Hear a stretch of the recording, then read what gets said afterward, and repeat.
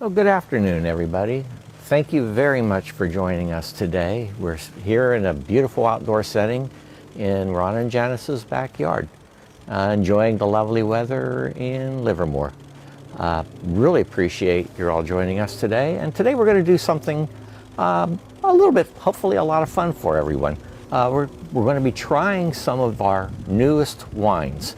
So for today's tasting, we have the 2019 Chardonnay, followed by a red table blend, and we'll talk a little bit about its name in a few minutes. After that, we have our 2017 Cabernet Sauvignon, and we're going to finish up with a Zinfandel. Tim, why don't you talk a little bit about the Chardonnay? Okay, well, just to get a couple things out of the way. So everybody who was signed up got vials. We tried to make it real simple. We labeled each one 1 through 4. We're going to talk probably for about 10 minutes or so, maybe shorter, about each wine. So we don't recommend necessarily getting ahead of because then you have to try to remember what you've already tasted compared to what we're tasting in it.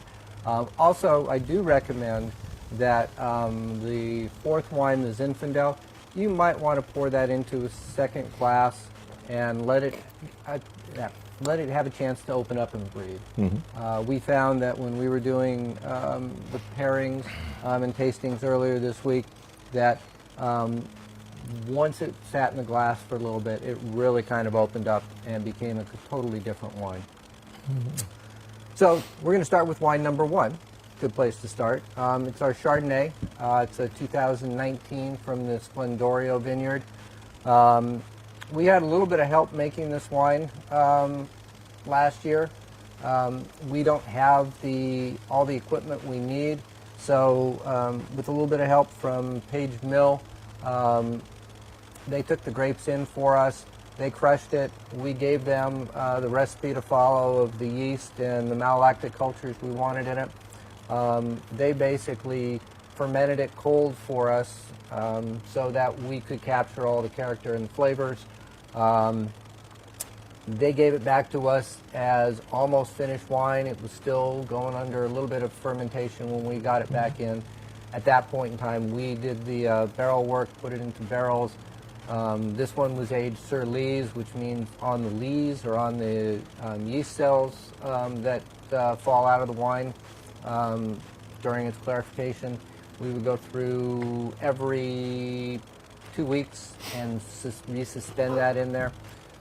The reason we do that is so it adds a certain creaminess, a certain roundness, and a certain mouthfeel in there. Yeah. One of the things that I like about this Chardonnay is that it is the Dijon clone versus the Wente clone. And there's nothing wrong with the Wente clone, but most of the Chardonnays that you find in California and in Livermore are all from the Wente clone. Our grower, Splendorio, decided to do something a little different, put in the Dijon clone. And to me, it gives you a different spin on Chardonnay. It gives you a little bit more mineraliness, a little bit of finesse to it. It's not big and round and flabby like some Chardonnays can be. It really retains its crispness in it. The other thing is that you really get their terroir flavors from this particular vineyard. If you take and smell, you possibly notice a little bit more, maybe a little menthol, maybe a little eucalyptus. Close to his vineyards, there are eucalyptus trees. That's just the characteristic, and that's just the terroir that he has to deal with in growing Chardonnay. To me, it adds kind of a nice character, a nice little bit refreshing back notes in the wine. And it was aged for roughly 8 months in oak. 8 months in American oak.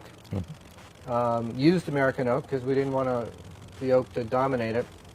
And to me, I get a lot of roundness. I get a little yeastiness, but I also get some pear, some mineraliness, and also some a little bit of menthol in the back end. I pick up a little bit of a butterscotch right in the center of the palate as well. And the yeast flavor that you're getting, I get that right up front. And it's like having a really nice piece of clean, fresh, warm French bread. This is a pretty complex wine, so this one you could sit and sip, but it also would stand up to quite a variety of foods. And Tim and I were talking about it earlier as to what would you pair with this wine. And the first thing I thought of, believe it or not, were desserts. So I was thinking of a creme brulee or a flan. But for a main course, something like a lobster I thought would go absolutely perfect with it. And then Tim suggested possibly a pork loin with a pear or an apricot or a peach glaze to it. Something that's got a little bit of bright fruit, a little bit of sweetness. I think those two would pair really well together. Yeah. It's a very balanced wine overall. The acids on it are there, they're clean. You get them a little more on the finish because there's a crispness to the finish. And I think that's another one of the things that adds to this wine growing great with a variety of foods, including some cheeses. Yeah, I was very happy with the way this one turned out. To me, I'm not a big Chardonnay fan, but one of the tasks that John and I were given was we had to make a Chardonnay. And John and I kept tasting this all through the process, and we were just amazed or blown away Very happy. by just the flavors that it had. It just is a nice switch from the typical Chardonnays, and that we're actually hoping that in subsequent vintages to do two styles of Chardonnay, one that would be from the typical Wente clone, and then continue to do this one, because John and I really like, this is more of a French style. It is, right. French Californian style. Yeah. And we were also talking about maybe doing a in-barrel fermentation. Yeah, exactly. Great. Well, I hope you enjoyed the Chardonnay. Oh, citrus characteristics are something that you often find in Chardonnay. Typically, you can pick up not a grapefruit, that's more like a Semillon, but a little bit of an orange or lemon flavor. But you can also pick up some of the stone fruit, a little bit of a peach or an apricot. Very common to Chardonnays, and it's more pronounced when you do it in the French style. When you do it in American style with the malolactic and the oak, it tends to actually soften or mask some of the citrus characteristics that you get from the grapes themselves. It kind of dumbs it down and makes it much harder to taste those. Wine is one of those things that takes on different characteristics, different flavors. It's not something that's added, but the whole combination of blending and growing the grapes and where they come from, and the yeast and the barrels that you age it in, all of those add in certain notes of various fruits, whether it be, or flavors, whether it be like violets or citrus, or whether it be grapefruit that you get like in a Semillon or a Sauvignon Blanc. Those are just characteristics that the whole process, going from the raw grape through all of the various stages, it just picks up those characteristics. A lot of Zinfandels, you get pepper. A lot of Rhones, you get white pepper. Why it's there, it's just all of the components coming together and giving you that flavor that you can associate with as being, oh, that tastes like pepper, or that tastes like citrus. So wine is one of those things, and I'm not a chemist, so I can't tell you all of the whole process of the chemical changes in that. All I know is that when we're in there and we're tasting, we're throwing out flavors that we taste, and when we blend, we try to either dumb those flavors down Or accent them. because they don't work well, or as John said, or accent them. So that's the whole art and the fun part of winemaking that John and I have. And it's a wonderful thing. Now we're going to switch over to our next wine, number 2. And this is a red table blend. And the name that we've come up with for this wine is Arroyo Roja Uno. So yes, that does mean that we're hoping that a few more will follow as the years go by. And this is a blend of actually 2 vintages, 17 and 18. 18. So it's out as a non-vintage because it wasn't predominantly one or the other. It's a cab-based blend, but it does have Zin and Petit Syrah, and I believe a little bit of Merlot, Yes. Pinot Noir. Tiny amount of Pinot Noir and a splash of Chardonnay somehow crept in as well. Yeah, that. We decided that, well, the reason why it's Cabernet based is that in 17 and 18 we had larger than anticipated quantities of Cabernet in the winery. Not all that we wanted to. It would have produced more Cabernet than a small winery like us really wanted to produce and to sell. So the next step was to do a red blend, and we kind of had some fun with the name. And as John said, this is Uno. We hope to in future years have Dos and Tres. So, and I wanted to put the number because in previous years where I've done blends and we haven't put years and the label looks the same, everybody asks me, well, is this bottle 1 or is it 2 or 3 or which vintage is it? And when you do a non-vintage, it's kind of hard to remember. It's a little trickier. which is which. Yeah, so we're actually following the lead that was put forward by another one of the wineries in town. So Fenestra put out their True Red series, and hopefully you'll enjoy this one as well. This you get a little bit of, what do we say? We had some violet. I got some violets. I got some perfumey notes into it. You've got a fair amount of fruit forwardness to it. It's got some nice acid and tannin balances to it.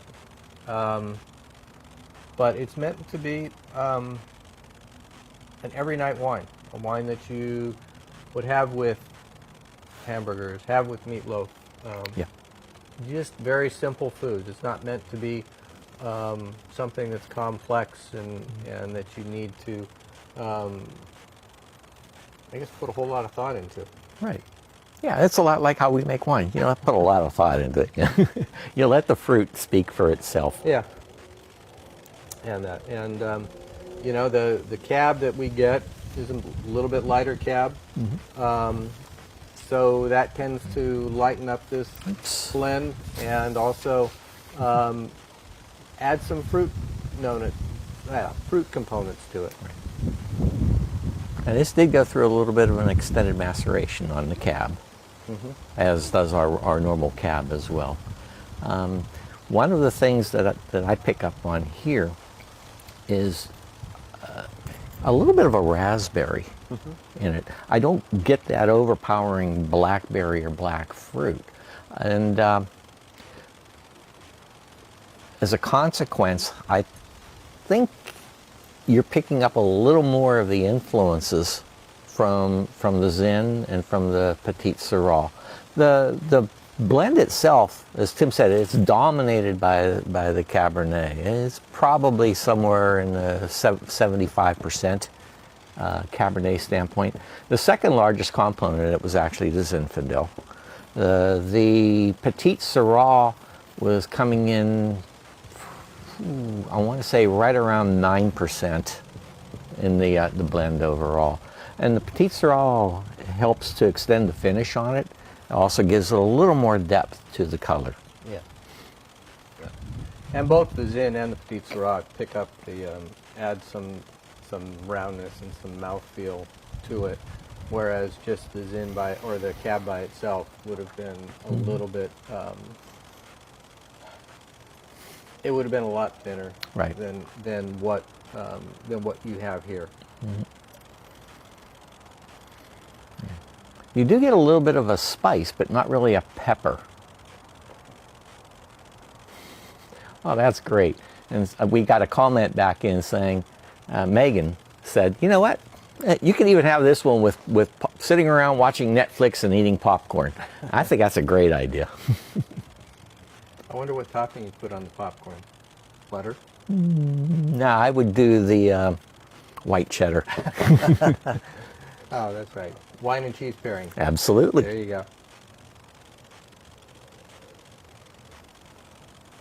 Yeah, it was just kind of, sometimes blends become afterthoughts, and we went into this year's blending with the thought that, based on quantities we had, that we needed to do a red blend.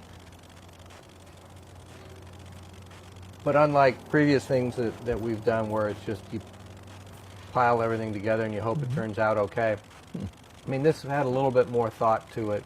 We were tasting, we were selecting barrels that would go to Cab, barrels that would go to red blend, barrels that we weren't sure about and know what to do with.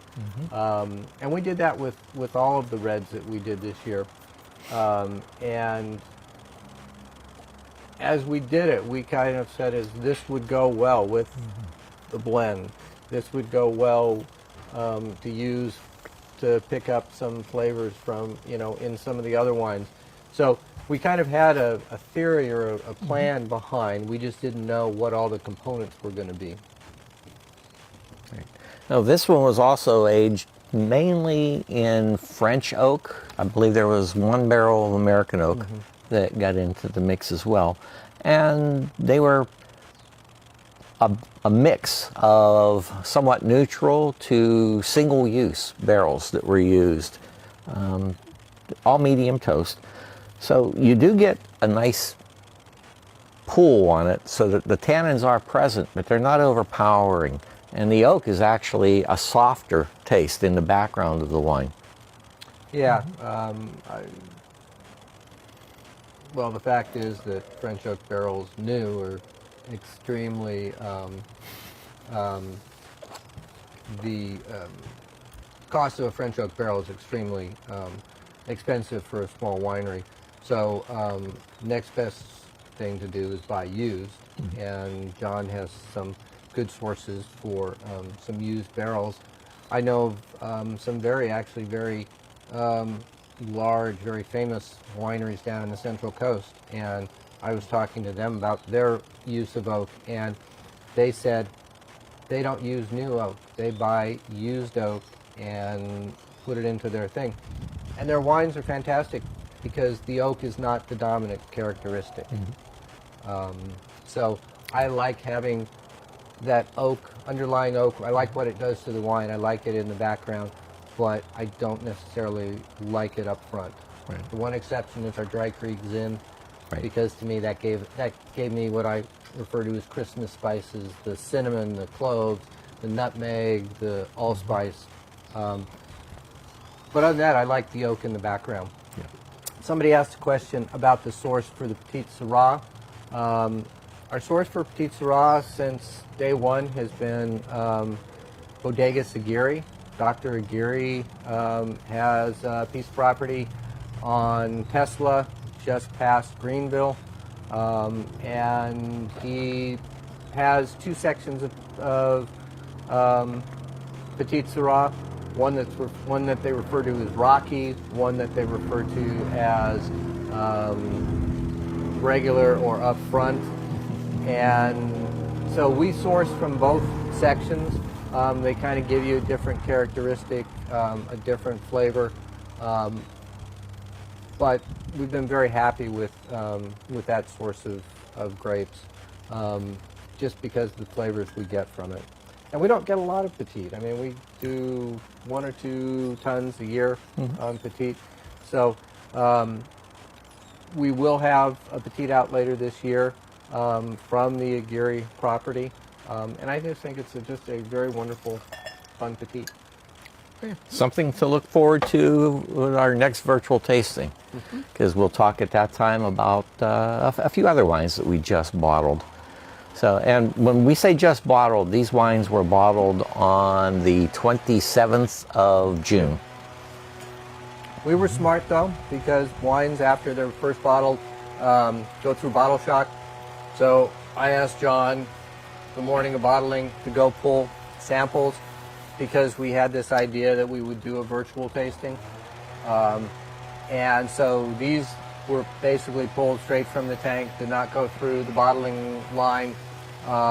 So they have, in theory, no bottle shock. Yep. Now the next wine that we're going to is the exception to that. This is our 2017 Cabernet. This one was actually bottled in the 27th of February of this year. So it's already gone through the bottle shock period.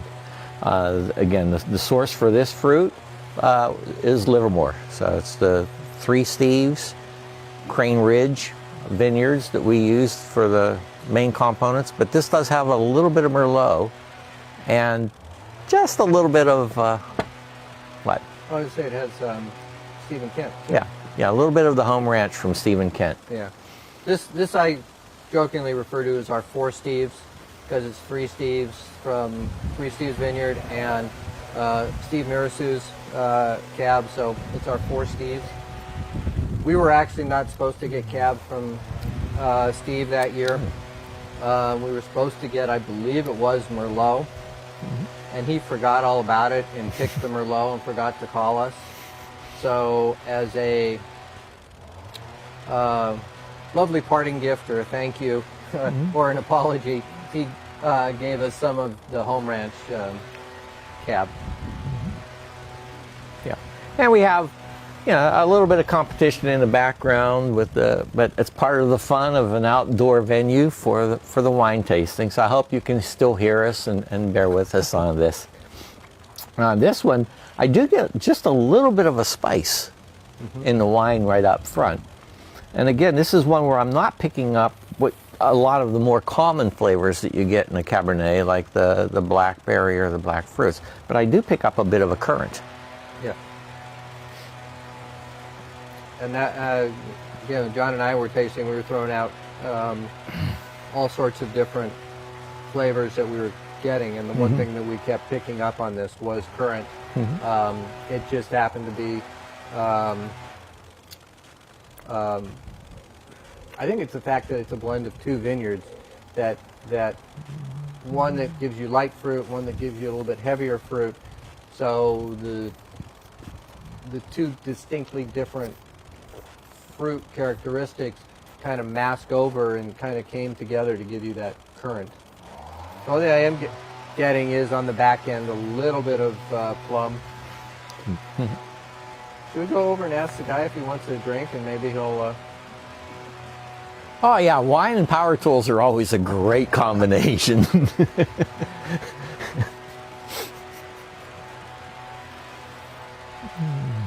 Oh, this is good though.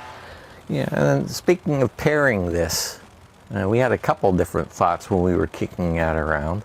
Yeah, I think they blew away. Yeah. Our notes managed to disappear in the Livermore breeze. But on this one, I could actually see it going with a pizza. Yeah. And it could be, doesn't have to be, you know, the meat lover special. This one I think would go actually quite well with a margarita, maybe even a pesto. It's just got some nice fruit. Yeah, I like the acidity there.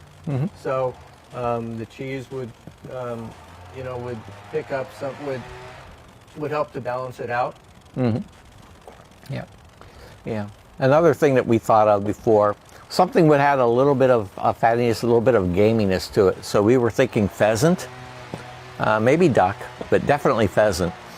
And I think we also said it was lamb would go with it. We had two wines that would go, and this was one of the ones with lamb, because the fattiness of the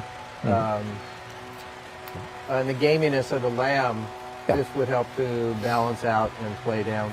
Yeah. And the acids in this give it a pretty nice balance as well. So, like an old school, a traditional style French onion soup with the bread and the heavy cheese baked on the top, I think would pair very nicely with this.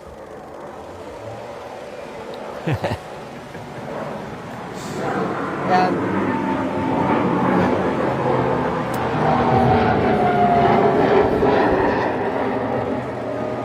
it's nice to be sound challenged tonight. You know, if you want to do something a little bit simpler, it would probably go well with bangers and mash. Yeah, I'd spent a fair amount of time in England, so I'm very familiar with it, and I tend to agree. It's not like we're sitting out in an English country garden right now, but we're reasonably close to it. Pepperoni pizza, I think, would be a wonderful thing, because again, that little bit of fattiness that you pick up would go fantastic against the acids and the fruit. And with the cheese on the pizza, it kind of all the components start playing together. Yeah. So it takes it from being two individual components to one thing that pairs well together and goes well together. And that's the tricky thing about pairing food and wine is trying to figure out what goes well and what will complement the wine, but also the food, because you don't want one to dominate the other, unless you were doing something, I don't know, like steak Diane or something, where you really want the flavors coming through of the steak Diane. So the wine is more of a beverage. Yeah. And bear with me for a minute. I'm going to walk around to check with a couple more neighbors to see if we can fire up at least one or two more things. But it's a beautiful day out. I'm enjoying this. It's comfortable out. I feel like I'm sitting in like I said, that little country garden and having a lovely little claret. Yeah. And this certainly beats what we had to do this morning. This is much more relaxing. Oh, it is. Okay. Great. Okay, well, I think we're going to move on to the Zin. So I do hope that some of you put this into your glass or into a second glass a little early. Yeah. Allow it to open up. We found that when we tasted these earlier in the week, I believe it was Tuesday, John took half the bottle home, I took the other half home, and I found that in the time that I left the winery, which is 5 minutes from my house, to getting home and having dinner, that it had really changed. It had opened up. It just had a lot more fruit and spice to it.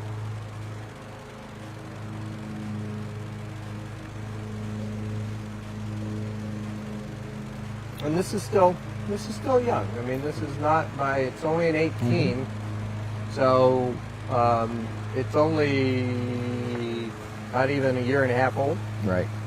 So it's going to get better with time. And I put my nose in there and I start to get that Zin characteristic of spice. I get a little bit of pepper in there. Just a hint of pepper. Yeah. I pick up more of the herb garden variety of spices when I taste this. And I'm first thing that pops into my mind is lamb. Yes. So I'll tell you is Tuesday night I went home and we did pulled pork sandwiches with blue cheese. Oh yeah. Or no, pulled pork sandwich salad with crumbled blue cheese on it. And the blue cheese and the Zin together was a killer pair. Yeah. Yeah. Pretty much any fragrant cheese I think would go Yeah. really, really well with this. And again, this one was done as with our other wine, and it's a theme of ours. We do mainly French oak. This one did have also at least one barrel that had French oak body but American oak heads. And And this does have some Petite Syrah in it. I can't remember the percentage. Yeah, it was. We had one barrel, and being a small winery, you never have exactly enough to fill a barrel, so, and you don't want a lot of or head space in there. So we get creative, and so we ended up doing a blended barrel. I want to say it was 60-40 Zin and Petite Syrah. So that we reserved to go into this Zin. This Zin is from the Splendorio vineyard. Splend grows Zinfandel, and that's what he originally wanted to plant. But his wife liked Chardonnay, so he decided it was wise to plant something that she liked as well. So he planted half Zin and half Chardonnay. I actually met Splend 20 plus years ago when he first came to the valley, and he came and stopped by the LVC winery, and we started talking about Zin and that he wanted to plant Zin.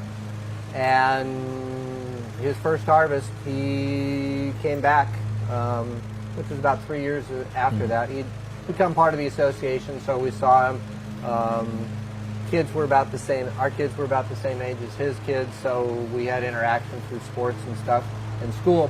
But his first harvest, he came back, and from day one, we bought his Chardonnay and his Zinfandel.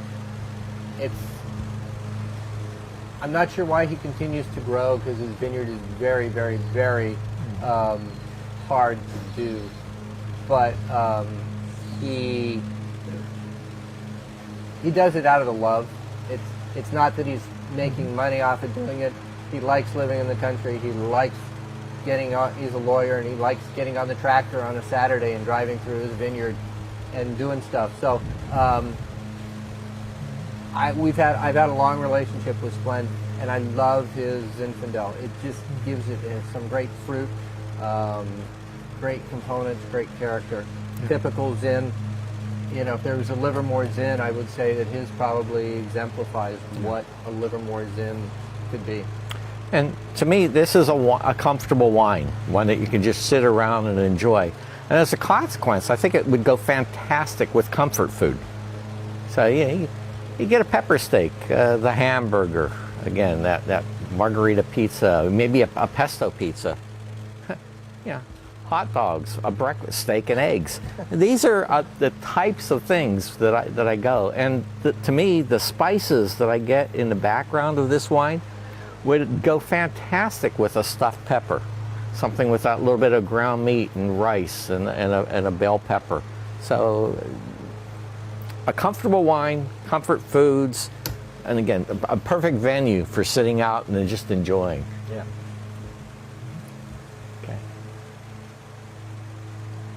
Oh. And Megan's saying a Basque marinade.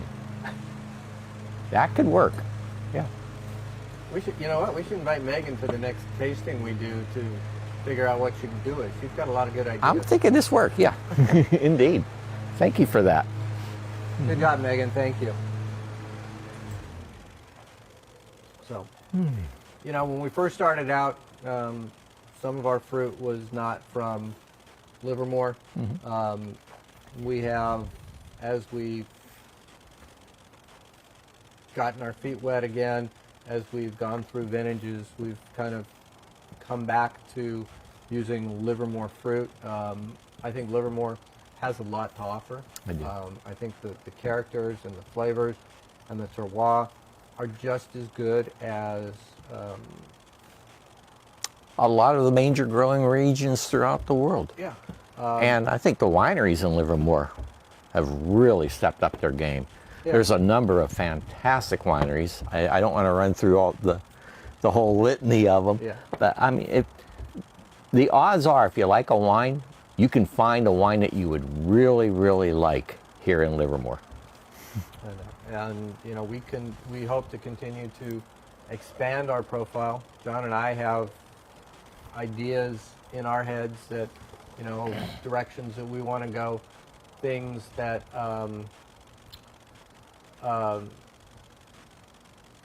things that I'm passionate about. There are things that John's passionate about. Mm-hmm. There are things that we're trying to understand of new vineyards we've had to deal with, like Three Steves, what to deal with, and how to work with that grape, or trying to, as growers change their growing practices,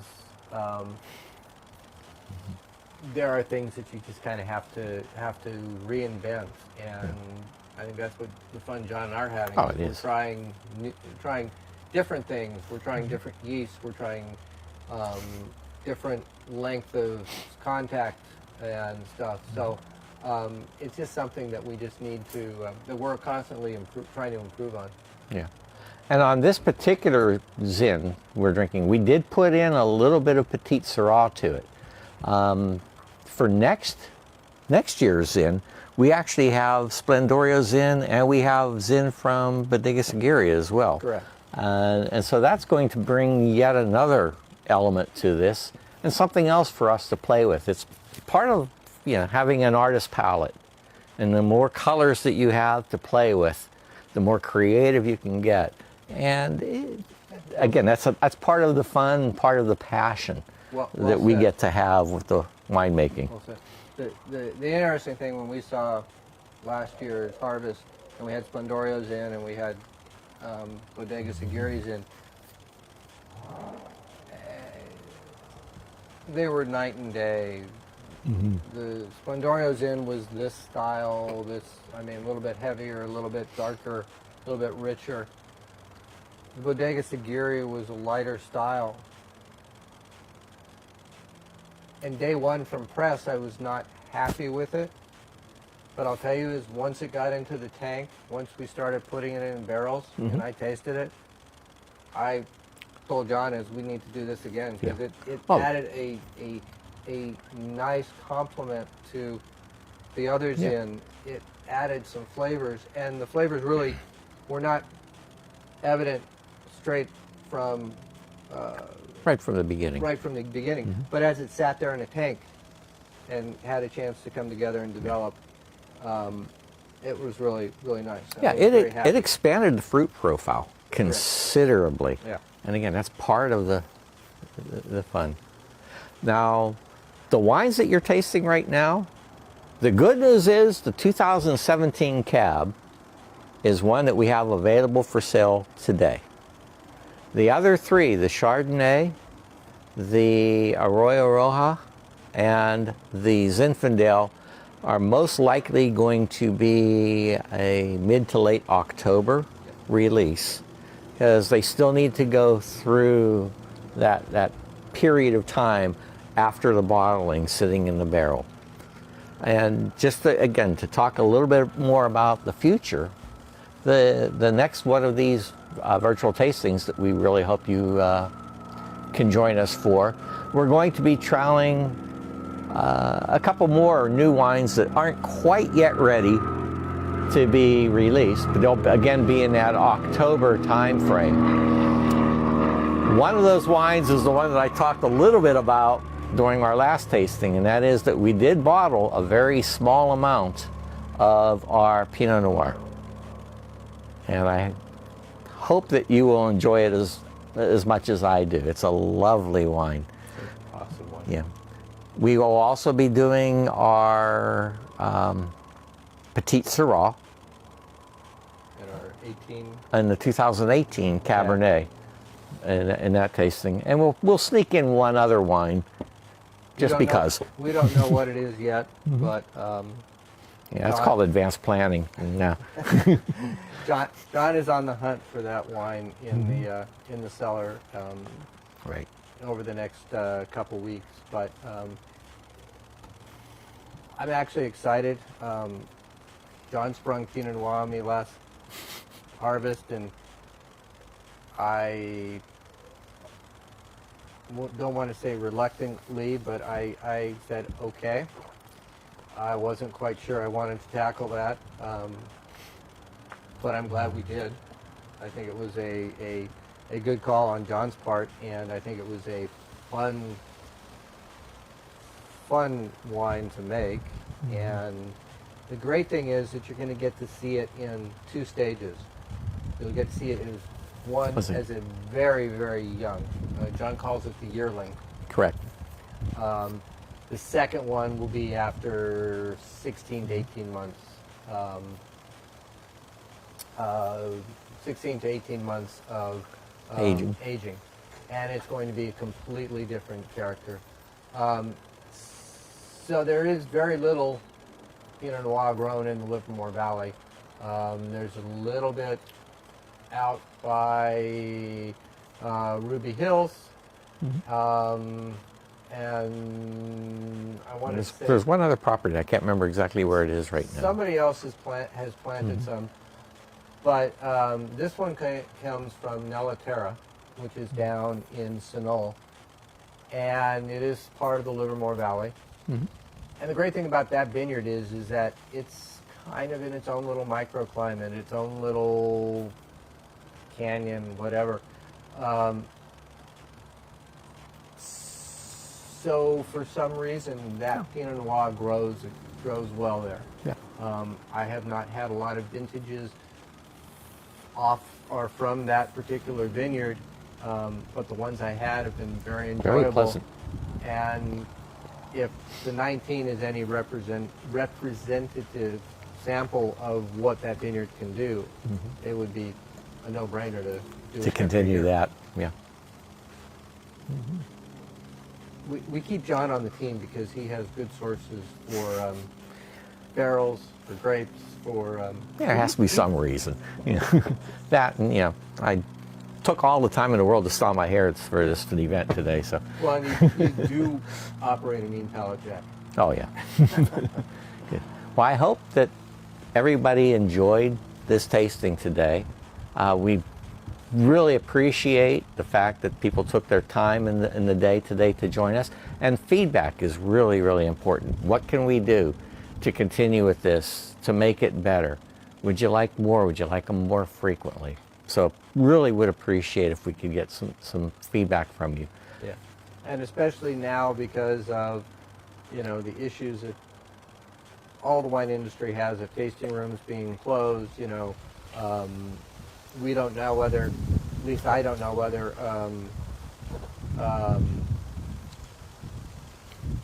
I have no idea what tomorrow's going to bring. podcasts, you know, are they overdone? Is every winery doing one? We don't know. We just need some feedback, some direction, because we want to make sure that whatever we're doing is we're getting you things that you're interested in. We're telling you stuff you're interested in. We're making our wines available to you, and so that we can continue on what we're doing. Because, at least from my standpoint, I love what I'm doing. I love making wine. I love making wine with John. So, kind of want to continue doing that. Again, thank you very much.